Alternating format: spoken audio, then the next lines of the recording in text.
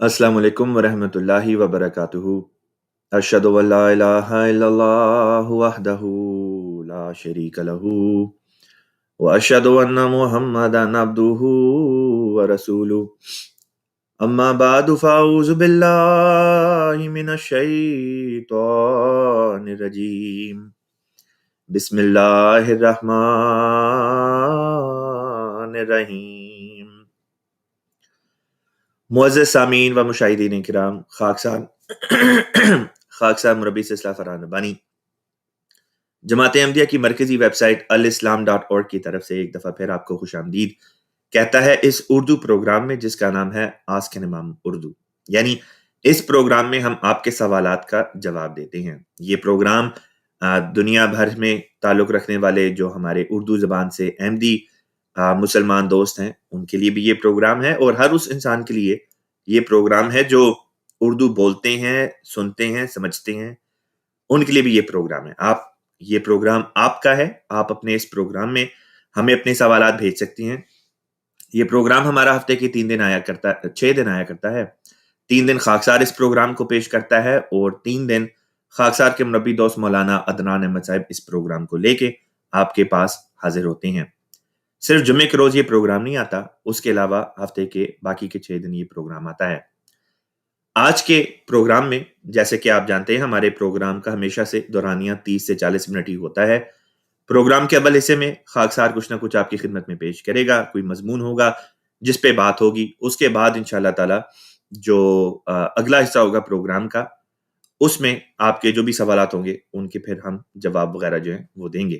اگر کسی دوست کا سوال ہم نہ لے سکیں وقت کی کمی کی وجہ سے، آپ ہمیں اپنا سوال بذریعہ ای میل بھی بھیج سکتے ہیں۔ ای میل ایڈریس ہمارا نوٹ کر لیں، اسکرین کے اوپر آ رہا ہے، urdu@alislam.org۔ اس بنیادی تعارف کے بعد آج کا جو اصل مضمون ہے اس کی طرف چلتے ہیں۔ بہت سے دوست احباب ہیں جن کی طرف سے گاہے گاہے اس قسم کے سوال آتے ہیں کہ خلیفۃ المسیح، حضرت خلیفۃ المسیح کی خدمت میں جب خط لکھیں تو اس خط کو ہم کس طرح سے لکھیں، خط میں لکھیں کیا۔ کئی لوگ ہوتے ہیں جن کو یہ سمجھ نہیں آتی کہ خط کو شروع کس طرح کرنا اور ختم کس طرح کرنا ہے۔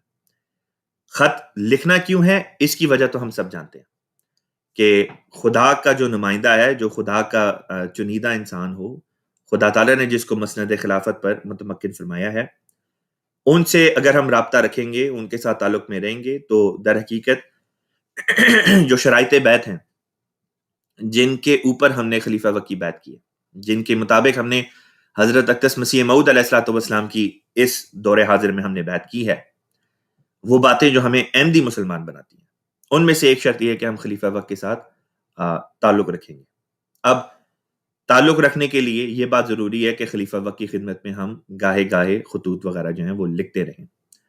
اس ضمن میں سب سے پہلے آپ کی خدمت میں خاکسار ایک ویڈیو کلپ پلے کرے گا۔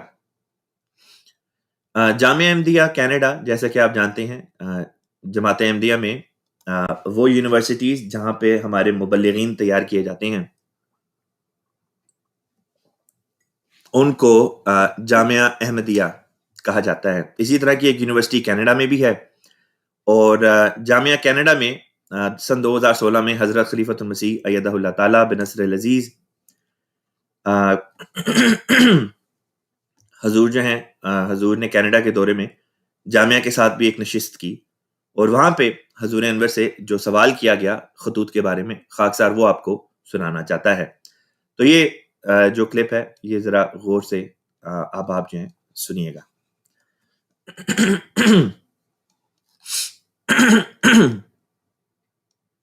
میرا سوال یہ ہے کہ کچھ لوگ آپ کو خط نہیں لکھنا چاہتے ریگولرلی یا ہفتہ وار، کیونکہ وہ آپ کا دن اتنا مصروف ہوتا ہے اور وہ سمجھتے ہیں کہ آپ کا ٹائم ویسٹ ہو رہا ہے اس طرح، تو اس کے بارے میں ایک بہانہ ہے، ٹائم ویسٹ ہو رہا ہے۔ تو پھر یہ بعض دفعہ اگر تو حقیقت میں یہ ہے اور وہ ایسے شخص پھر دعا ضرور کر رہے ہوں میرے لیے، ہیں ٹھیک ہے نا، کم از کم 2 نفل تو پڑھتے ہو نا پھر ایسے شخص دعا کر کے. لیکن وہ بھی نہیں, دعا بھی نہیں کر رہے اور خط بھی نہیں لکھ رہے, تو پھر تعلق نہیں قائم ہو سکتا. ٹھیک ہے, اگر تو لمبے لمبے خط لکھو نہ لکھو, 1-2 صفحے کے لکھو, مہینے میں یا 1 یا 2 خط لکھو, تعلق قائم ہو. یہ پتہ ہو یہ کہانیاں لمبی لکھنے کے بجائے ہیں, بلکہ کام کی بات بھی لکھنی ہو تو مختصر خط لکھنا چاہیے. میں تو ہمیشہ جماعتی طور پہ بھی ذاتی طور پہ بھی جو تقریباً سالس کو وزیر رابع کو خط لکھا کرتا تھا تو پہلے سوچتا تھا کہ کیا مضمون ہے, اور پھر سوچتا تھا کہ 4-5 لائنوں سے زیادہ کا خط نہیں ہونا چاہیے تاکہ ان کی نظروں کے سامنے آ جائیں اور سارے پوائنٹ سامنے آ جائیں, اس کا جواب بھی آ جاتے ہیں. 300 خط لکھو گے تو وہ میری ڈاک کی ٹیم کو چلا جائے گا, وہ خلاصہ 1 لائن کا بنا کے اس کو مجھے دے دیں گے. ٹھیک, اور ہو سکتا ہے کہ اس جو خلاصہ وہ بنائیں اس میں وہ پوائنٹ نہ نکال سکیں جس کو تم ہائی لائٹ کرنا چاہتے ہو. اس لیے مختصر بات کرنی چاہیے, اور جامعہ کے طلباء کو تو ضرور لکھنا چاہیے اور مربیان کو بھی. ٹھیک ہے,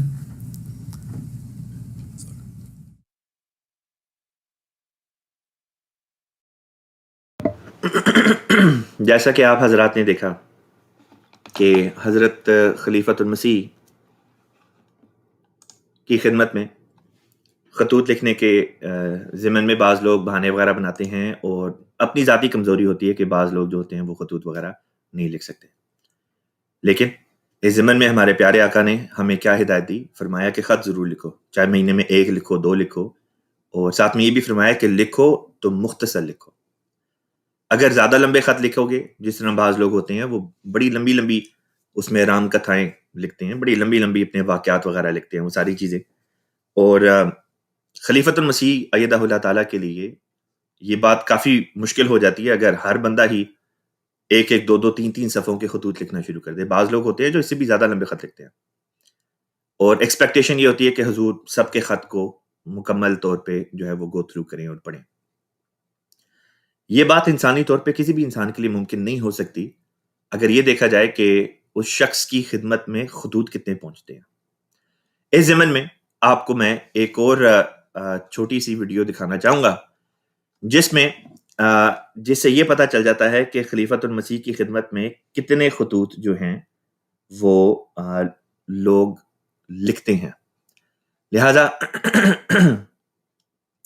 خاکسار اب آپ کی خدمت میں یہ اگلی جو چھوٹی سی ویڈیو کلپ ہے یہ پلے کرتا ہے تاکہ آپ کو پتہ چلے کہ خلیفۃ المسیح کی خدمت میں روزانہ کے لحاظ سے کتنے خطوط ہیں جو پہنچتے ہیں.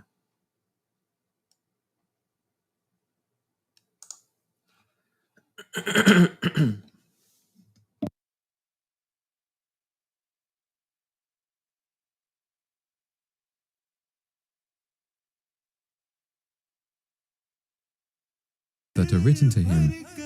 But this mammoth undertaking also requires modern logistics and a dedicated team of staff to make sure the process runs smoothly throughout the year. Some people send their letters directly to Huzur's office in London, but in some countries, the letters are first collated and sent in batches to the UK. اندازاً کوئی 2-3 ہزار خط جو ہے ایک مہینے میں مختلف دوستوں کی طرف سے حضور کو دعائیہ خطوط میل کرنے کے لیے میرے پاس آتے ہیں. ہم ان لیٹر کو بیٹھ کے پروسیس کرتے ہیں, ان لیٹر کو ری پیک کرتے ہیں. تو ہم ویٹ کے لحاظ سے مختلف لفافوں میں ان کو پیک کرتے ہیں, پیک کر کے تو ہم بائی حضور کو بھجوا دیتے ہیں. لیکن بعض دفعہ اگر خطوط بہت زیادہ ہو جائیں تو اس میں ہم بڑا پیکٹ بنوا کے تو وہ کوریئر سے بھجوا دیتے ہیں. کوریئر سے بھی ہم نے اسپیشل ریٹ لیے ہوئے ہیں. وہ ہمیں ایک تو اس میں جو ہے کہ بہت جلدی حضور کو پہنچ جاتے ہیں خط, کیونکہ ہمارا مین فوکس یہ ہوتا ہے کہ جو دعائیہ خطوط ممبرز لوگ لکھ رہے ہیں وہ جتنی جلدی پاسبل ہو وہ حضور کی خدمت میں پیش ہو جائیں. اور یہی ہمارا فوکس جو حضور کی طرف سے دعائیہ خطوط کا جوابات آتے ہیں ان میں ہوتا ہے کہ ان کو جتنی جلدی پاسبل ہے ہم ممبر تک پہنچائیں. یہاں جب ہم صبح دفتر آتے ہیں تو ہماری 3 فیکس مشینیں ہیں ہمارے دفتر میں. 3 فیکس مشینوں میں ایک فیکس مشین جس کا نمبر عام ہے اس میں تو بے شمار صبح آتے ہیں تو اتنا जो है ना पूरा 2 रिम के करीब कागज़ जो है ना वो उस पर आया होता है। तो इसका मतलब कि मोटे तौर पे भी लगा लें तो 800-900 हज़ार के करीब वो एक मशीन पे आ रही होती है। उसके अलावा एक मशीन ये मेरे पीछे है, यहाँ अक्सर दफ्तरी रवा से या मरकज़ के अलावा दूसरे ममालिक के उमरा वगैरह जो है वो कोई ख़ुसूसी नौइयत के ख़त होते हैं तो वो इधर आ जाते हैं।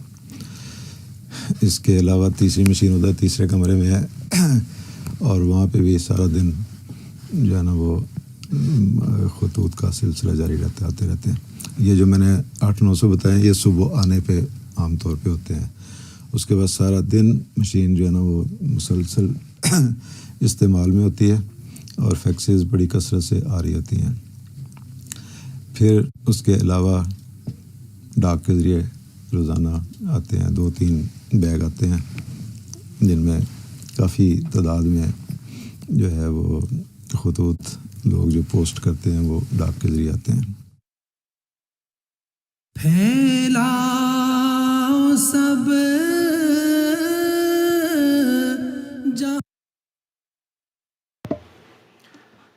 जैसा कि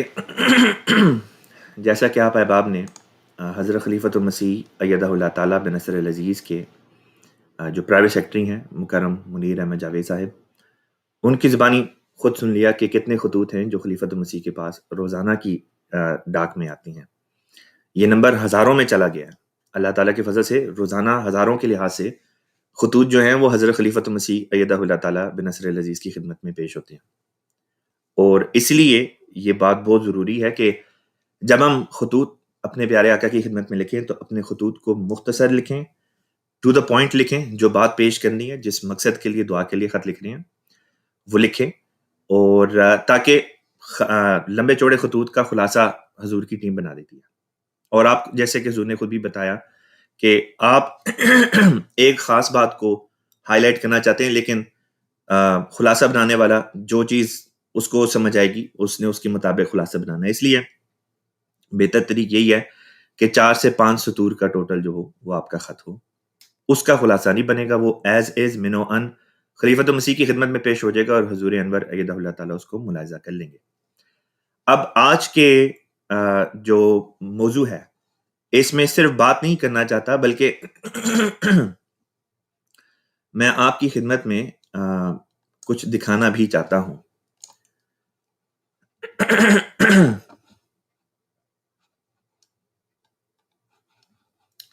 लिहाजा आज खाकसार आपको दिखाना चाहता है कि हम जब अहमदी हजरात खलीफतुल मसीह को ख़त लिखें तो हमें किस तरीक पर उस ख़त को तहरीर करना चाहिए। लिहाजा आज मैं एक बुनियादी टेम्पलेट बनाना सिखाऊंगा। बाज़ लोग हजूर अनवर अय्यदहुल्लाह ताला बिनसर अज़ीज़ की खिदमत में खतूत टाइप करके भेजते हैं, बाज़ लोग अपने हाथ से लिखते हैं और फिर भेजते हैं। आपके अपने ऊपर है, आप जिस तरह चाहें हजूर अनवर को ख़त भेजें, ये आपकी अपनी सवाबदीद पर है। लेकिन ख़त बुनियादी तौर पे उसके एटिकेट्स क्या हैं, उसको तैयार किस तरह किया जाता है, खाकसार आज आपको वो दिखाना चाहता है। लिहाजा सबसे शुरू में हम, क्योंकि मैं उर्दू में आपको लिखना सिखाऊंगा, इसलिए जैसे कि हमें हजूर सल्लल्लाहु अलैहि वसल्लम ने सिखाया कि हर नेक काम जो है उसकी शुरुआत बिस्मिल्लाहिर्रहमानिर्रहीम के साथ करनी चाहिए। उसके बाद हम ये दुआया फ़िक़रात लिखते हैं, नहमदुहु व नुसल्ली अला रसूलिहिल करीम व अला अब्दिहिल मसीहिल मऊद अलैहिस्सलाम। हजूर सल्लल्लाहु अलैहि वसल्लम के नाम के साथ जब भी आप सल्लल्लाहु अलैहि वसल्लम का नाम आता है, हमें चाहिए कि हम जो सैल्यूटेशंस हैं, जो दुरूद है, वो साथ में लिख दिया करें। इसके बाद हम इसको सेंटर कर देंगे ताकि ये ख़त के वस्त में आ जाए, दरमियान में आ जाए। अब हज़रत खलीफतुल मसीह सानी रज़ियल्लाहु ताला अन्हु ने एक दफ़ा रोया देखी। उस रोया में आपको बताया गया कि वो तहरीर जिसके शुरू पे یہ الفاظ لکھے ہوتے ہیں: خدا کے فضل اور رحم کے ساتھ ہوون ناصر. تو حضرت مسلم موعود خلیفۃ مسیح ثانی رضی اللہ تعالیٰ عنہ کو اللہ تعالیٰ نے یہ بات بتائی بذریعہ رویا کہ جس تحریر کے شروع میں یہ الفاظ لکھے ہوتے ہیں اللہ تعالیٰ کی بارگاہ میں وہ تحریر مقبول ہوتی ہے. لہٰذا آپ نے نوٹ کیا ہوگا کہ جب حضرت خلیفۃ المسیح ایدہ اللہ تعالیٰ بنصر العزیز کی طرف سے کوئی خط آتا ہے تو حضور انور کا جو ٹیمپلیٹ ہے خطوط کا، جس کے اوپر حضور کے جواب آتے ہیں ہمیں، ان کے شروع میں بھی یہی الفاظ ہیں جو لکھے ہوئے ہوتے ہیں. اس کے بعد ہم چلتے ہیں اور اب یہ دیکھتے ہیں کہ یہاں سے آگے خط کا جو متن ہے اس کو ہم کس طرح سے شروع کرتے ہیں. یہ تو آ گیا خط کے شروع کے اوپر کی جو چیزیں ہوتی ہیں، بسم اللہ وغیرہ، وہ ساری ہم نے دیکھا کہ اس طرح پہ لکھتے ہیں. اس کے بعد اگلی چیز یہ ہوتی ہے کہ اب ہم نے مخاطب کرنا ہے اپنے پیارے امام کو. تو حضور انور کو مخاطب کرنے کے مختلف طریق ہیں. بعض لوگ سیدی کہتے ہیں، بعض لوگ امیر المومنین کہتے ہیں، بعض لوگ خلیفۃ المسیح الخامس کہتے ہیں، بعض لوگ پیارے حضور کہتے ہیں. یہ سارے طریق جو ہیں یہ بالکل ٹھیک ہیں ٹائٹلز. ان میں سے جون سا بھی آپ چاہیں آپ اس کے لحاظ سے حضور انور کو مخاطب کر سکتے ہیں.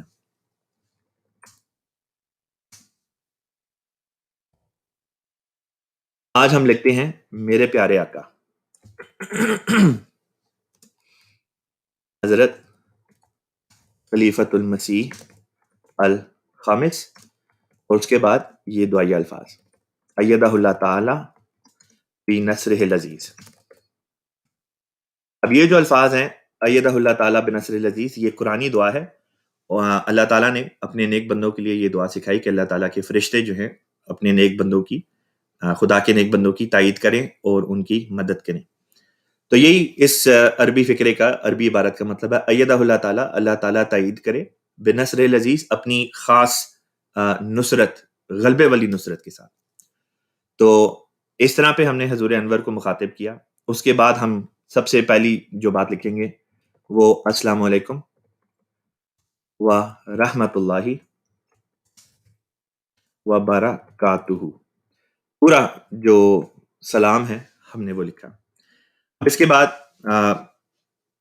حضور انور کو خط جب ہم لکھتے ہیں تو بنیادی جو ایٹیکیٹس ہیں، آداب ہیں، اس میں یہ بات داخل ہے کہ جیسے کہ خود حضرت خلیفۃ المسیح ایدہ اللہ تعالیٰ نے فرمایا ہے کہ ہم حضور انور کے لیے بھی دعا کریں.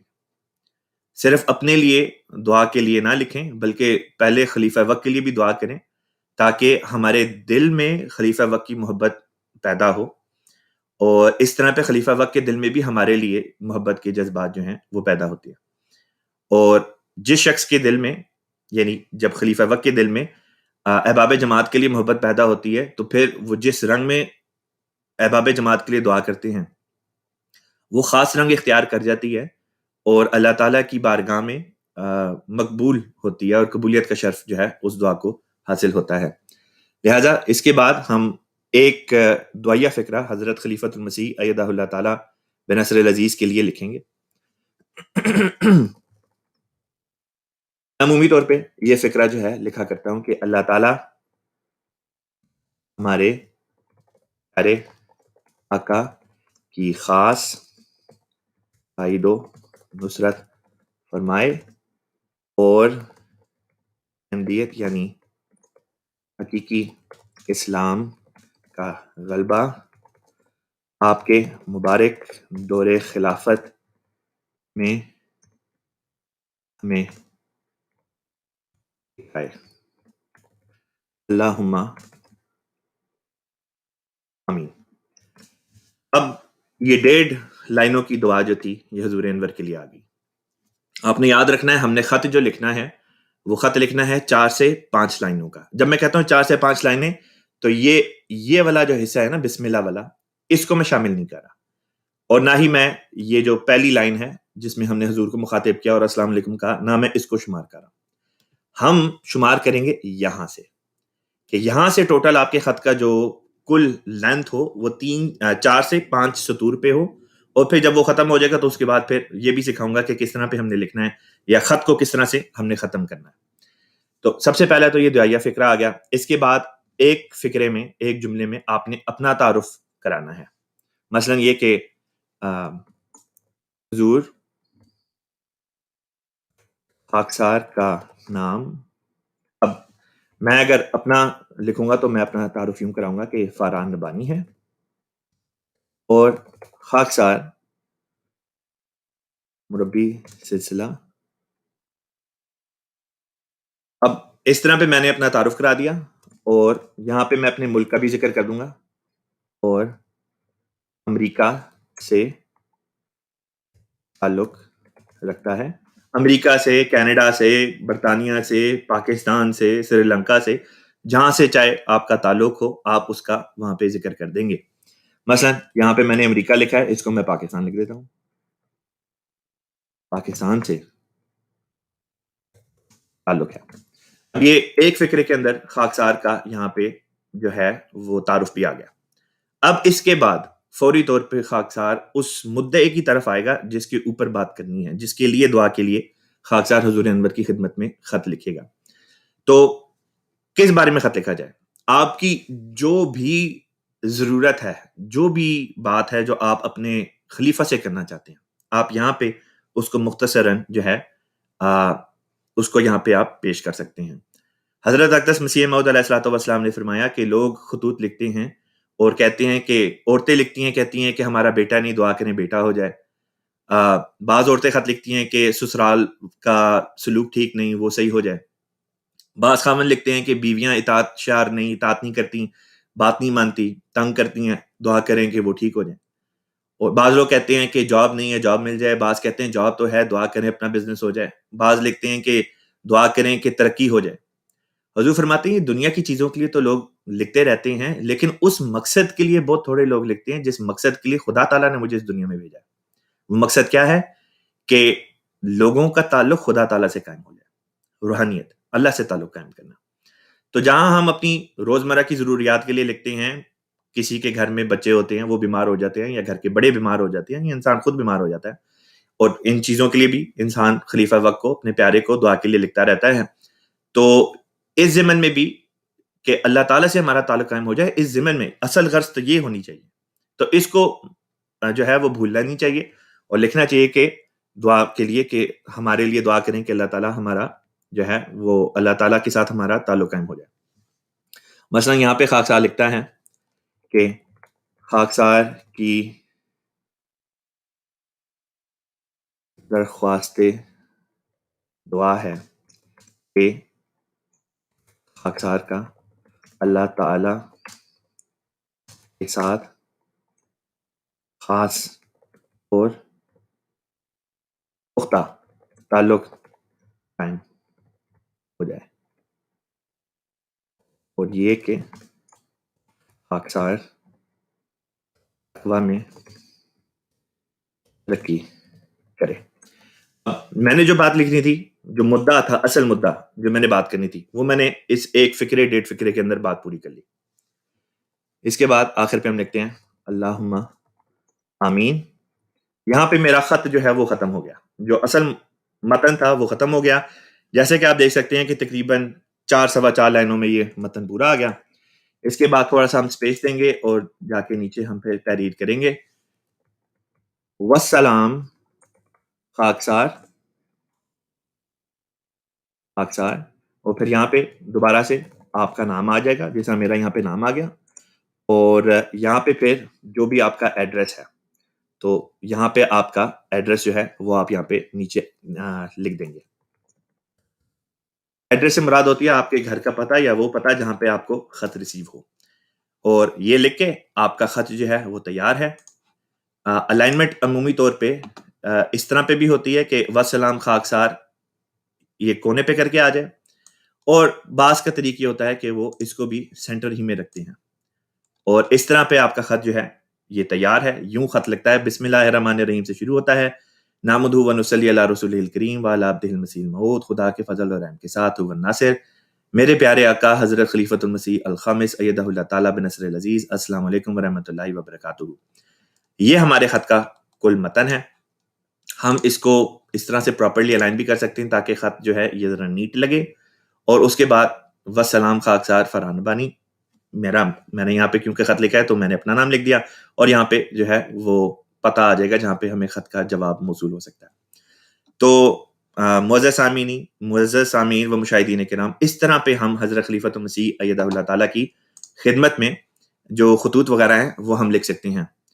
اور آئیے اب اس کے بعد آپ لوگوں کی طرف سے جو بھی ہمیں سوالات وغیرہ موصول ہو رہے ہیں, تو اب ہم ان سوالات کو لیتے ہیں اور ان کا اب آپ کی خدمت میں انشاءاللہ تعالی اب ہم جواب پیش کریں گے. آپ میں سے بہت سے احباب کی طرف سے جو پیغامات وغیرہ ہمیں موصول ہو رہے ہیں, السلام علیکم کے بھی پیغام آ رہے ہیں, اور بھی دوستوں کی طرف سے پیغامات وغیرہ آ رہے ہیں. مثلا نگہت عالمگیر صاحبہ ہیں, مدثر احمد صاحب ہیں, فوزیہ صاحبہ ہیں, روبینہ صاحبہ ہیں, دانیال صاحب ہیں, بلو ورلڈ اکاؤنٹ ہے, منصورہ صاحبہ ہیں, آئی کیو ہیں, نمان مبشر صاحب ہیں, منور سلطان صاحب ہیں. آپ سب کی طرف سے منور سلطان صاحب الحمدللہ ہمارے اس پروگرام کو سری لنکا سے دیکھ رہے ہیں. تو اللہ کی فضل سے ہمارا یہ پروگرام مختلف ممالک سے دیکھا جاتا ہے, اور اللہ تعالیٰ کی فضل سے نہ صرف احمدی احباب صرف اس پروگرام کو دیکھ کے فائدہ اٹھاتے ہیں, بلکہ بہت سے ہمارے غیر احمدی مسلمان اور اسی طرح غیر مسلم بھی جو بہن بھائی ہیں وہ بھی اس پروگرام کو دیکھتے ہیں. ہمیں بذریعہ ای میل بھی آپ کے پیغام ملتے ہیں, آپ کے سوالات ملتے ہیں. آپ سب کا بہت بہت شکریہ, اور یہی درخواست ہے کہ ہمارے اس پروگرام کو اگر آپ دیکھتے ہیں, آپ کو پسند آتا ہے, تو اس کو زیادہ سے زیادہ لوگوں تک پہنچائیں. اسی طرح پہ عبداللہ نظامی صاحب ہیں, سید ارشد صاحب ہیں, آرٹسٹک گرل کے نام سے ایک اکاؤنٹ ہے, آپ کا بھی ہمیں پیغام مل گیا, وعلیکم السلام. مظہر اقبال صاحب ہیں, اور بھی بہت سارے دوستوں کی طرف سے پیغام آ رہے ہیں. اب ان بنیادی پیغامات کے بعد اب ہم آپ کے جو سوالات ہیں ان کو لیتے ہیں. تو اس زمن میں جو سب سے پہلے ہمیں سوال آ رہا ہے اسکرین کے اوپر, مظہر صاحب کی طرف سے ایک سوال آیا ہے. آپ کہتے ہیں کہ السلام علیکم ورحمۃ اللہ. وعلیکم السلام ورحمۃ اللہ. خاکسار یہ پوچھنا چاہتا ہے کہ حلال اور کوشر میں کیا فرق ہے؟ حلال اور کوشر میں بنیادی طور پہ فرق یہ ہے کہ حلال جو ٹرم ہے وہ ہم مسلمانوں کی ٹرم ہے, اور کوشر جو ٹرم ہے وہ بنی اسرائیل یا یہ کہ یہودی جو ہیں ان کے ہاں یہ ٹرم پائی جاتی ہے. دونوں کا مقصد بنیادی طور پہ یہی ہوتا ہے کہ کسی جانور کو خدائے واحد کے اوپر یعنی اللہ تعالیٰ کے نام کے اوپر ذبح کیا جائے, اس کا خون بہایا جائے, ذبح کرنے کے پھر جو پراپر ایٹیکیٹس ہیں اس کے مطابق. تو یہی بات جو ہے وہ یہودیوں میں بھی قائم ہے, یہی بات مسلمانوں میں بھی ہے. تو ہم مسلمان جو ہیں ہم اس کو حلال کہتے ہیں, اور یہودی جو ہیں وہ اس کو کوشر کہتے ہیں. اسی وجہ سے اللہ تعالیٰ نے بھی قرآن پاک میں فرمایا کہ اہل کتاب کا ذبح جو ہے کیا ہوا ذبیحہ جو ہے وہ مسلمانوں کے لیے حلال ہے, یعنی کہ ہم اس کو کھا سکتے ہیں. تو بنیادی طور پہ نام کا فرق ہے. جہاں تک رہی بات حلال اور کوشر میں, اس کے علاوہ بعض اور فرق کی طرف توجہ دلانے کی, تو اصل میں تو یہ ایک ہی چیز کے دو نام ہیں. ہم حلال کہتے ہیں, وہ اپنی زبان میں اس کو کوشر کہتے ہیں. تو جو اہل کتاب ہیں یہود وغیرہ ہیں, وہ چونکہ خدائے واحد کی ذات کے قائل ہیں, ایک خدا کو مانتے ہیں, اللہ تعالیٰ کی وحدانیت پر ان کا یقین ہے, اسی طرح ہمارا بھی یقین ہے. اب یہ نہیں, لیکن اس سے یہ مراد نہیں ہے کہ کسی غیر حلال غیر جائز جانور کو بندہ اپنی طرف سے ذبح کر کے تو کہہ کہ لو جی یہ تو حلال ہو گیا یا یہ کوشر ہو گیا. تو وہی چیز کھائی جا سکتی ہے جس کو اللہ تعالیٰ نے مسلمانوں کے کھانے کے لیے حلال بھی قرار دیا گیا ہو. اب اس کے بعد اگلے سوال کی طرف چلتے ہیں. سوال آیا ہے کہ کیا ایک ساتھ 3 طلاق واقع ہو جاتی ہیں؟ ایک ساتھ 3 طلاق واقع نہیں ہوا کرتی.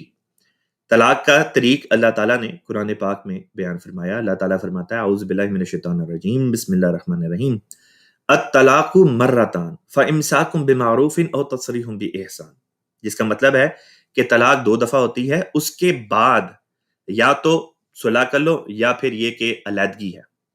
اب یہ طلاق 2 دفعہ سے کیا مراد ہے؟ تو اسلامی فقہ کے مطابق جب طلاق دی جاتی ہے تو 3 طلاقیں ایک ساتھ نہیں ہوتی, الگ الگ ہوتی ہیں, اور ہر طلاق کے درمیان میں کم از کم 3 مہینے کا گیپ ہوتا ہے. اور ان 3 مہینے کے گیپ کے دوران میں اگر انسان چاہے تو رجوع کر سکتا ہے. اگر اس کے اندر رجوع کر لے, جس کو عدت کا پیریڈ کہتے ہیں, تو پھر نئے نکاح کی ضرورت نہیں. لیکن لیٹ سے ایک بندہ ہے وہ اپنی بیوی کو کسی وجہ سے طلاق دے دیتا ہے, کسی جائز وجہ سے طلاق دیتا ہے, اور ابھی 3 مہینے کا عرصہ نہیں گزرا اور وہ ان کی صلح ہو جاتی ہے, تو وہ واپس اکٹھے رہ سکتے ہیں اور ان کو کسی نئے نکاح کی ضرورت نہیں. لیکن 3 مہینے کا عرصہ گزر جاتا ہے اور اس کے بعد ان کی صلح ہوتی ہے اور وہ واپس آنا چاہتے ہیں تو اب ان کو نئے نکاح کی ضرورت ہوگی. تو یہ اس طرح پہ ایک طلاق ہوگی, یعنی اس طرح پہ ایک دفعہ یہ طلاق ہو گئی. اب کچھ عرصہ گزرتا ہے, اس کے بعد دوبارہ جھگڑا ہوتا ہے, مرد جو ہے وہ دوبارہ طلاق دے دیتا ہے. پھر اگر وہ دوبارہ رجوع, عدت کا جو پیریڈ ہے اس کے اندر اگر رجوع کر لیتا ہے تو ٹھیک ہے, لیکن اگر نہیں کرتا پھر 3 مہینے کا عرصہ گزر جاتا ہے اور اس کے بعد وہ رجوع کرنا چاہتا ہے تو پھر دوبارہ نئے سرے سے اس کو نکاح کی ضرورت ہوگی. یہ 2 طلاقیں ہوگی. اب تیسری دفعہ اگر کسی وجہ سے ان کی طلاق ہوتی ہے تو پھر فوری طور پہ وہ طلاق جو ہے وہ قائم ہو جائے گی. وہ طلاق بتہ جو ہے وہ شمار ہوتی ہے کہ اب اس کے بعد دوبارہ رجوع نہیں ہو سکتا. تو طلاق کا یہ طریق ہوتا ہے. حضرت عمر الفاروق رضی اللہ تعالیٰ عنہ کے دور خلافت میں بعض لوگوں نے طلاق کو مذاق کے طور پہ بنانا شروع کر دیا اور اس قسم کی باتیں کرنی شروع کر دیں کہ مرد حضرات اپنی بیگموں کو کہتے ہیں کہ میں تمہیں ایک ہی وقت میں 3 طلاقیں دیتا ہوں, یا 1,00,000 طلاق, یا 1 کروڑ دفعہ طلاق. بے معنی فضول سے یہ الفاظ ہیں جن کی کوئی حیثیت نہیں. بعض لوگ ہوتے ہیں غصے میں آ کے اوٹ پٹانگ باتیں کر جاتے ہیں. تو اسی قسم کی باتیں بعض لوگوں نے کرنی شروع کر دی. تو حضرت عمر رضی اللہ تعالیٰ عنہ نے ان کو سبق سکھانے کے لیے یہ ارشاد فرمایا کہ کیونکہ لوگ اس قسم کی حرکتیں کرتے اور پھر بعد میں پچھتاتے, کہتے نہیں ہمارا یہ مطلب نہیں تھا, یا طلاق دیتے اور پھر واپس لے لیتے, اور پھر طلاق دے دیتے پھر واپس لے لیتے, اور جان بوجھ کے اس طرح کرتے رہتے تاکہ عورت جو ہے وہ اس کو ایک رنگ میں جس طرح کہتے ہیں نا معلق چھوڑ دینا, کہ نہ ادھر کی نہ ادھر کی, اس قسم کے حالات کریٹ کرتے صرف عورت کو تنگ کرنے کے لیے. تو حضرت عمر رضی اللہ تعالیٰ عنہ نے, چونکہ آپ خلیفہ راشد تھے, آپ نے یہ منادی کرائی کہ اب جو اس قسم کی حرکت کرے گا, جس نے 1 دفعہ 3 دفعہ طلاق دے دی, میں اس طلاق کو 3 ہی طلاقیں متصور کروں گا اور پھر اس کے بعد علیحدگی ہو جائے گی. تو وہ صرف ایک استثنائی صورت تھی جو حضرت عمر فاروق رضی اللہ تعالیٰ عنہ کے دور میں جو ہے خلیفہ راشد نے خود اس کے اوپر عمل کروایا. لیکن ویسے جو عام طریقہ ہے شریعت کے مطابق وہ یہی ہے کہ ایک ہی سیٹنگ میں 3 طلاقیں نہیں ہوا کرتی. آئیے اب آپ کی طرف سے موصول ہونے والے بعض اگلے سوالات کی طرف چلتے ہیں. سوال آیا ہے, آپ کہتی ہیں کہ میرا سوال ہے کہ اگر کوئی چھوٹا بچہ والدین کے کہنے پہ گناہ کرتا ہے یا جھوٹ بولتا ہے تو کیا اس کا گناہ صرف والدین کو ہوگا یا بچے کو بھی ہوگا؟ بات یہ ہے کہ شریعت, گناہ کس کو کہتے ہیں؟ گناہ کہتے ہیں شریعت کے حکم کو توڑنے کو, اور شریعت لاگو ہوتی ہے بلوغت سے. بلوغت سے پہلے شریعت کے جو احکام ہیں وہ بچوں کے اوپر لاگو نہیں ہوتے. جب بچہ بالغ ہو جاتا ہے, بالغ ہونے سے یہ مراد نہیں ہے کہ 18 سال کا یا 21 سال کا جس طرح بعض ملکوں میں قوانین ہوتے ہیں. شریعت کے روح سے بلوغت کہتے ہیں جب بچہ اس عمر کو پہنچ جائے جس میں جسمانی طور پہ وہ باپ بن سکتا ہو, یا لڑکی ہے تو وہ ماں بن سکتی ہو, اس کو بلوغت کہتے ہیں. وہاں سے ان کے اوپر جو شریعت کے احکام ہوتے ہیں وہ لاگو ہوتے ہیں. اب اس سے پہلے اگر اس سے چھوٹی عمر, مطلب بعض علاقوں میں بلوغت کی عمر 14 سال ہوتی ہے, بعض علاقوں میں 16 سال ہوتی ہے. گرم علاقوں میں ذرا نسبتاً بلوغت کی عمر کو بچے پہلے پہنچ جاتے ہیں, ٹھنڈے علاقوں میں ذرا بعد میں بلوغت کو پہنچتے ہیں.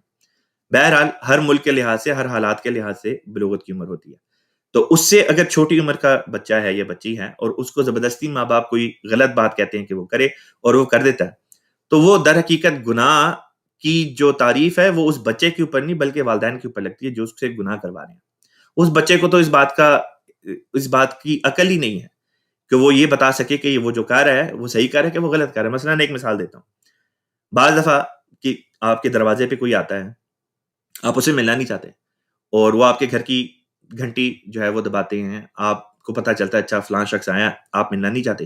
آپ اپنے 6 سال کے بچے کو کہتے ہیں جاؤ بچے جا کے دروازے پہ انہیں کہہ دو, انکل جو آئے ہیں انہیں کہہ دو کہ ابا جو ہیں وہ گھر پہ نہیں ہے, حالانکہ ابا خود ہی اپنے بچے کو یہ پٹی پڑھا رہے ہوتے ہیں.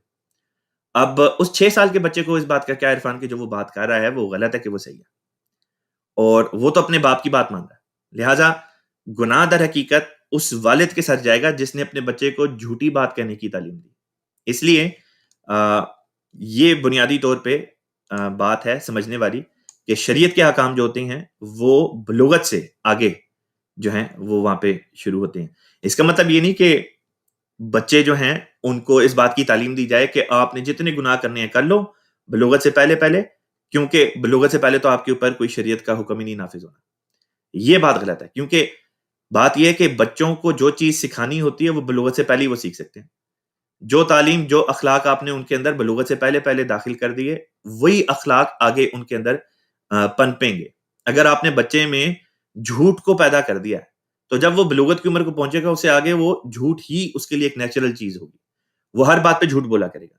لہٰذا اپنے بچوں کو اگر آپ نے جھوٹ پڑھایا تو وہ آگے بھی جھوٹ ہی بولیں گے.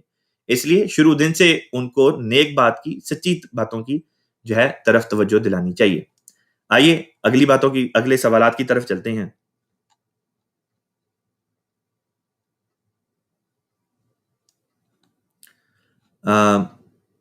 بعض لوگ کہتے ہیں کہ جی انہوں نے کوئی مشورہ کرنا ہے یا کوئی سوال ہے جو وہ ذاتی طور پہ الگ سے پوچھنا چاہتے ہیں. آپ بالکل پوچھ سکتے ہیں. ہمارا ای میل ایڈریس ہے urduask@alislam.org. آپ ہمارا ای میل ایڈریس نوٹ کر لیں، urduask@alislam.org.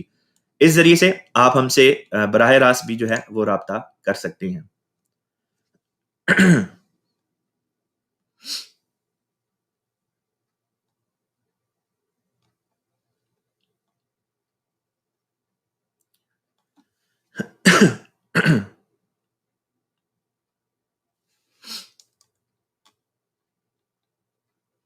کئی دوستوں کے پیغام آتے ہیں اور اتنے زیادہ پیغام آ رہے ہوتے ہیں کہ ان میں سوال کو ڈھونڈنا بعض دفعہ تھوڑا مشکل ہو جاتا ہے.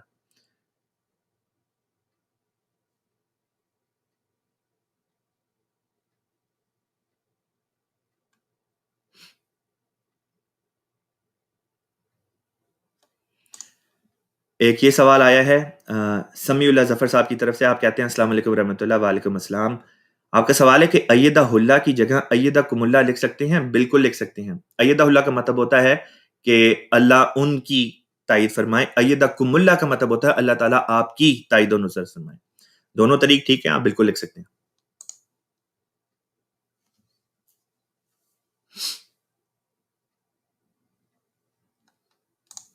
ربینہ صاحبہ کی طرف سے سوال آیا ہے کہ اگر حضور انور سے ایدہ اللہ تعالیٰ سے تبرک کے طور پر کوئی گفٹ منگوایا ہو تو اس کا کیا طریقہ ہے؟ بات یہ کہ حضور انور آپ کے بھی حضور ہیں، آپ کے بھی خلیفہ ہیں. آپ اپنے خط میں جو بھی آپ کی خواہش ہے، جو بھی آپ لکھنا چاہتی ہیں، جو بھی آپ کی درخواست ہے، آپ خلیفہ وقت کو لکھ کے بھیج دیں. عام طور پہ ہوتا یہی ہے کہ اس قسم کے جو خطوط ہوتے ہیں جس میں ذاتی درخواست وغیرہ ہوتی ہے، حضور انور کی طرف سے وہ مارک ہو کے پرائیویٹ سیکرٹری کے دفتر میں آ جاتے ہیں اور پھر حضور انور ایدہ اللہ تعالیٰ جو بھی بات آپ نے لکھی ہوتی ہے تبرک کے لحاظ سے، حضور انور کوئی نہ کوئی تبرک جو ہے وہ پھر ساتھ میں بھجوا دیتے ہیں. بعض لوگ قلم کے لیے لکھتے ہیں، بعض لوگ انگوٹھی کہتے ہیں علیہ صلی کی، بعض لوگ قسم کی درخواست ہوتی ہے. جو بات حضور پوری کر سکتے ہیں حضور اپنی طرف سے کوشش کر کے اس کو پورا کر دیا کرتے ہیں.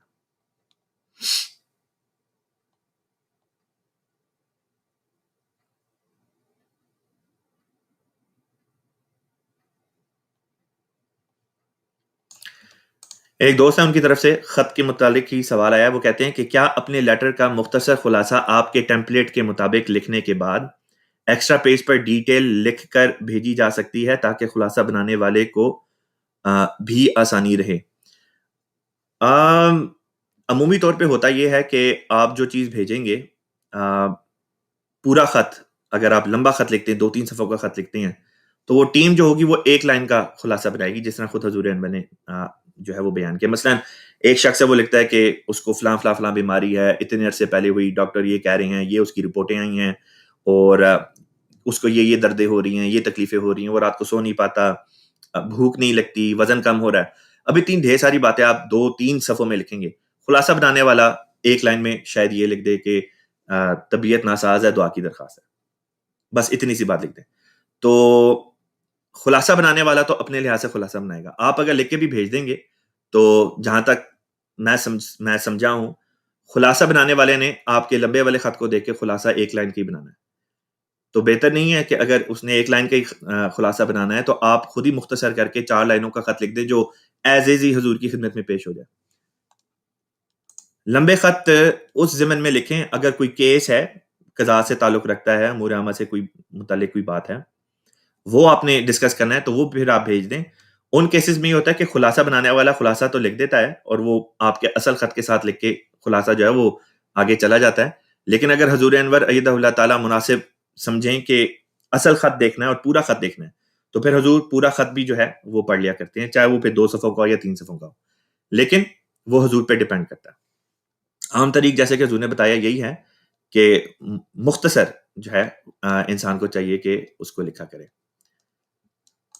سوال آیا ہے کہ جی تابوت سکینہ کیا ہے، ثنا عرفان صاحبہ کی طرف سے۔ اس سوال کا جواب خاک صاحب پہلے بھی ایک دو پروگرامز میں دے چکا ہے۔ حضرت موسیٰ علیہ الصلوۃ والسلام کی جو کہانی قرآن میں بیان ہوئی، اس میں ذکر فرمایا اللہ تعالیٰ نے کہ ان کے بعد ان کی قوم میں ایک تابوت سکینہ تھا۔ عربی زبان میں تابوت سے مراد کافن نہیں ہوا کرتا، جس طرح اردو میں تابوت سے مراد ہم کافن لے لیا کرتے ہیں۔ عربی زبان میں اس لفظ کا ایک مطلب دل بھی ہے۔ تو تابوت سکینہ سے مراد وہ دل تھے جو موسیٰ علیہ السلام کی قوم میں اللہ تعالیٰ نے بعض لوگوں کو عطا کیے۔ ان کے دلوں میں سکینت اللہ تعالیٰ نے اتاری، کیونکہ وہ اپنے نبی کی باتوں پر عمل کرتے تھے۔ لہٰذا جو شخص اپنے نبی کی باتوں پر عمل کرے گا اس کے دل پہ اللہ تعالیٰ سکینت نازل کرے گا، یعنی یہ نیک لوگ تھے۔ تو بنی اسرائیل کے نیک لوگوں کا ذکر کرتے ہوئے جو اپنے انبیاء کی بتائی ہوئی تعلیمات پر عمل کرتے تھے، ان کے رنگ و بو کے مطابق تھے، یعنی اپنے آپ کو انہوں نے اپنی نبی کی تعلیمات کے اوپر چلا کے بالکل ان جیسا کر لیا تھا، ان کا ذکر اللہ تعالیٰ نے ان الفاظ میں کیا کہ بنی اسرائیل میں اللہ تعالیٰ نے تابوت سکینہ جو ہے وہ نازل کیا، جس کو خدا کے فرشتے اٹھائے ہوئے تھے۔ یعنی مراد یہ تھی کہ وہ دل تھا، ایسے لوگوں کے دل تھے جن کے ساتھ خدا تعالیٰ کے فرشتے ہوا کرتے تھے۔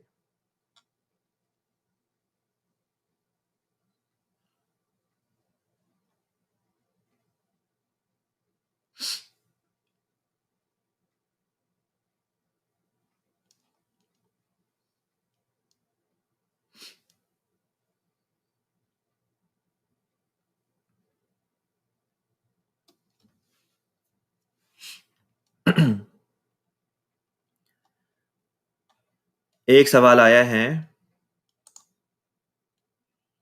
بدعت کیا ہے؟ بدعت کے بارے میں سوال ہے کہ بدعت کیا ہے؟ بدعت کہتے ہیں ہر اس چیز کو جس کی شریعت میں گنجائش نہیں۔ بدعت اس چیز کا نام ہے جو شریعت کے اندر داخل نہیں اور انسان اس کو اپنی طرف سے گھڑ لے، اپنی طرف سے بنا لے، اس کا نام بدعت ہے۔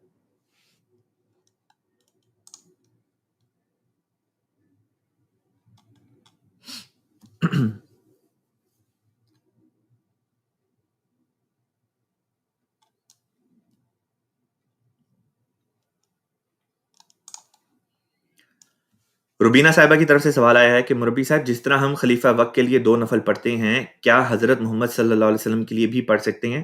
اس سوال کو سمجھنے کے لیے، اس کے جواب کو سمجھنے کے لیے پہلے اس بات کو سمجھنا ضروری ہے کہ ہم خلیفہ وقت کے لیے 2 نفل کیوں پڑھتے ہیں۔ خلیفہ وقت کے لیے اللہ تعالیٰ کے حضور جو ہم 2 نفل ادا کرتے ہیں تو اس کی اثر غرض یہ ہوتی ہے کہ اللہ تعالیٰ خلیفہ وقت کی مدد فرما اور ان کو صحت دے، صحت والی لمبی عمر عطا فرما، ان کی مدد کر، ان کی دعائیں قبول کر۔ تو اس وجہ سے ہم ان کے لیے نفل نماز جو ہے یہ اللہ تعالیٰ کے حضور پڑھتے ہیں کہ اللہ تعالیٰ ہمارے امام کی دعائیں قبول فرما، ہمارے امام کو صحت دے، صحت والی لمبی عمر دے، ان کی حفاظت فرما، ان کی تائید کر۔ حضور صلی اللہ علیہ وسلم کے لیے ہمیں چاہیے ہم ہر نماز میں ویسے بھی دعا کریں، اور حضور صلی اللہ علیہ وسلم کے لیے جو اللہ تعالیٰ نے ہمیں حکمی طور پہ تعلیم دی، اس میں یہ نہیں فرمایا کہ حضور صلی اللہ علیہ وسلم کے لیے نفل پڑھو، بلکہ یہ فرمایا کہ حضور صلی اللہ علیہ وسلم پر درود بھیجو۔ تو حضور صلی اللہ علیہ وسلم کے لیے کثرت کے ساتھ درود کی تعلیم دی گئی ہے، اور یہی وجہ ہے کہ وہ بزرگان جن کی وفات ہو جاتی ہے، ہم عمومی طور پہ ان کے لیے دعائیں کرتے ہیں، اپنی نماز میں اس طرح سے دعا کرتے ہیں۔ اگر کوئی اس نیت سے نفل پڑھتا ہے کہ اس نفل کی نماز میں وہ یہ دعا کرے کہ اللہ تعالیٰ حضور صلی اللہ علیہ وسلم کے درجات بلند فرما، ان کو مقام محمود عطا فرما، حضور صلی اللہ علیہ وسلم نے جو اپنی امت کے لیے دعائیں کی ان کو قبول فرما، امت کو ضائع ہونے سے بچا لے، امت کو توفیق دے کہ وہ امام مہدی علیہ السلام کو مان لے۔ اگر تو اس رنگ میں آپ نفل پڑھتے ہیں یہ دعائیں کرتے ہیں تو اس میں کوئی حرج نہیں۔ سوال آیا کہ کیا کسی بھی زبان میں خط لکھا جا سکتا ہے؟ کسی بھی زبان میں آپ حضور انور ایدہ اللہ تعالیٰ کی خدمت میں خط ارسال کر سکتے ہیں۔ حضور انور ایدہ اللہ تعالیٰ کے پاس قسم قسم کی لینگویج کے مطابق ڈیسک بنی ہوئی ہیں، وہ آپ کے خطوط کو ٹرانسلیٹ کر کے خلیفۃ المسیح کی خدمت میں پیش کر دیتے ہیں۔ اس لیے کوئی بھی آپ کی زبان ہو، آپ اس میں اپنے جو خط ہیں ان کو لکھ کے آپ خلیفۃ المسیح کو بھیج سکتے ہیں۔ ہمارا پروگرام آلریڈی جو میکسیمم ٹائم تھا 40 منٹ کا، ہم اس سے 5 منٹ اوپر جا چکے ہیں، اور ابھی بھی بہت سے دوست احباب ہیں جن کی طرف سے ہمیں جو ہے وہ پیغامات وغیرہ موصول ہو رہے ہیں، سوالات وغیرہ آ رہے ہیں. آپ میں سے بعض دوست احباب کہہ رہے ہیں کہ جو ٹیمپلیٹ میں نے آپ کو لکھ کے تیار کر کے دکھائی ہے وہ میں آپ کو بھیج دوں. میں بھیج تو اس طرح سے فردن نہیں بھیج سکتا، کیونکہ ہزاروں کی تعداد میں اللہ کے فضل سے ہمارے اس پروگرام کو لوگ دیکھتے ہیں. لیکن یہ کہ اسی ویڈیو میں جس طرح میں نے بنا کے دکھائی ہے، تو وہ آپ اگر خود ٹائپ کرتے ہیں تو آپ اس طرح پہ خود بھی ٹائپ کر سکتے ہیں، ورنہ اگر آپ ہاتھ سے لکھنا چاہیں تو آپ ہاتھ سے بھی لکھ سکتے ہیں. آگے کبھی اللہ تعالیٰ نے اگر توفیق دی تو انشاءاللہ اس کی PDF بھی تیار کر لیں گے. اور جس نے بھی بذریعہ ای میل ہم سے رابطہ کیا، ای میل ایڈریس آپ ہمارا نوٹ کر لیں ایک دفعہ دوبارہ. ای میل ایڈریس ہے ہمارا urduask@alislam.org. تو انشاءاللہ تعالیٰ آپ کو وہ ٹیمپلیٹ بذریعہ ای میل اگر آپ نے رابطہ کیا تو وہ آپ کو ہم وہاں پہ بھیج بھی دیں گے. آج ہم جو ہمارا آج کا پروگرام ہے اس کو ہم ادھر ہی ختم کریں گے. بہت سے لوگ اپنے ذاتی ٹیلی فون نمبر وغیرہ بھی شیئر کر رہے ہوتے ہیں. آپ یہاں پہ ذاتی ٹیلی فون نمبر وغیرہ جو ہیں وہ شیئر نہ کریں. سیکیورٹی کے لحاظ سے بھی یہ بات جو ہے وہ مناسب نہیں ہے.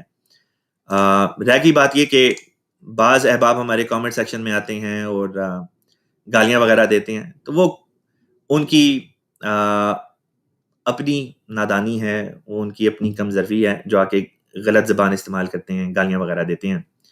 تو بات یہ کہ وہ اپنی تربیت، جو ان کی تربیت میں کمی رہ گئی، جو ان کے والدین بیچارے ان کی تربیت نہیں کر سکے، تو وہ آ کے در حقیقت اس کا ثبوت ہمارے سامنے دے رہے ہوتے ہیں گندی گالیاں دے کے. ان کو یہ لگتا ہے کہ ان کی گندی گالیاں جو ہیں وہ خدا تعالیٰ کی نظر میں مقبول ہوں گی، حالانکہ اللہ تعالیٰ تو فرماتا ہے کہ منافق کی زبان گندی ہوتی ہے. تو جس کی زبان پہ گالیاں ہیں وہ خود سوچ لے کہ اس کو تو منافق کہا جاتا ہے. تو منافق کے بارے میں تو اللہ تعالیٰ نے قرآن پاک میں جو بات بیان کی کہ فرمایا ان المنافقین فی الدرک الاسفل من النار، کہ منافق جو ہیں وہ تو جہنم کے سب سے نچلے حصے میں ہوں گے، جہاں پہ سب سے زیادہ تکلیف دہ جو جگہیں ہوتی ہیں.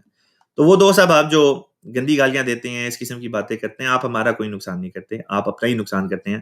اللہ تعالیٰ آپ لوگوں کے حال پہ رحم فرمائے، آپ لوگوں کو اصلاح کی توفیق دے.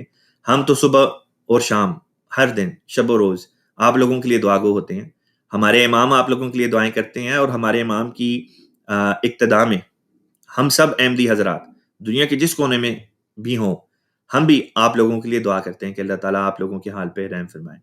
اس لیے کیونکہ ہمارے پیارے آقا حضرت مسیح موعود علیہ الصلوۃ والسلام آپ یہ فرما کے گئے ہیں، آپ نے یہ تعلیم دی کہ اے دل تو نیز خاطر اینا نگاہ دار کاخر کنن دعوی حب پیغمبرم. آپ جیسے بہت سے لوگ تھے جو حضرت بانی جماعت احمدیہ حضرت امام مہدی علیہ السلام مسیح موعود علیہ السلام کو بھی گندی گالیاں لکھا کرتے تھے، خطوط میں بھی اور ویسے بھی آ کے. تو حضرت مسیح موعود علیہ السلام نے ان کی گالیوں کا جواب یہ نہیں دیا کہ گالیوں کا جواب گالیوں سے دیں، آپ ہمیشہ گالیوں کا جواب دعا سے دیتے تھے. اور آپ نے اپنی جماعت کو کیا تعلیم دی یہ بھی سن لیں. آپ کا ایک بھی مولوی جو ہوگا نا اس کے اندر یہ ظرف نہیں پایا جاتا ہوگا، اس لیے کیونکہ آپ کے مولویوں کی جو حالت ہے وہ تو ہر دوسرے تیسرے دن ہمیں ٹی وی کے اوپر خبروں میں پتہ چلی جاتی ہے.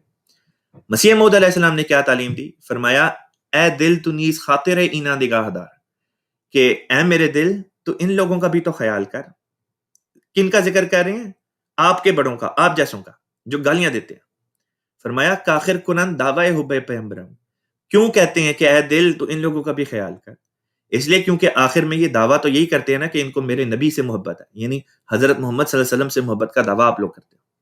تو زبان آپ لوگوں کی اب تک اگر ابو جاہلانہ ہے تو کوئی بات نہیں، ایک وقت آئے گا کہ انشاءاللہ تعالیٰ اللہ تعالیٰ آپ لوگوں کی حالت پہ رحم فرما کے آپ لوگوں کی بھی اصلاح کر دے گا، سوائے اس کے کہ کوئی شخص اتنا بگڑ چکا ہو، اس کی ایسی تقدیر ہو چکی ہو کہ وہ اصلاح سے بالکل عاری ہو چکا ہو. اس لیے اللہ تعالیٰ سے یہی دعا کرتے ہیں اللہ تعالیٰ آپ لوگوں کے حال پہ رحم فرمائے. آج کے پروگرام کو یہیں پہ ختم کرتے ہیں، آخر میں درود شریف پڑھتے ہیں. اللہم صلی علی محمد وعلی آل محمد کما صلیت علی ابراہیم وعلی آل ابراہیم انک حمید مجید. اللہم بارک علی محمد وعلی آل محمد کما بارکت علی ابراہیم وعلی آل ابراہیم انک حمید مجید. اگر کسی کا اب بھی کوئی سوال یا کوئی بات پوچھنی ہے ہمیں ای میل پہ آپ پوچھ سکتے ہیں. یہیں پہ آج کے پروگرام کو ختم کرتے ہیں. والسلام علی من اتبع الہدی. محمد رسول اللہ.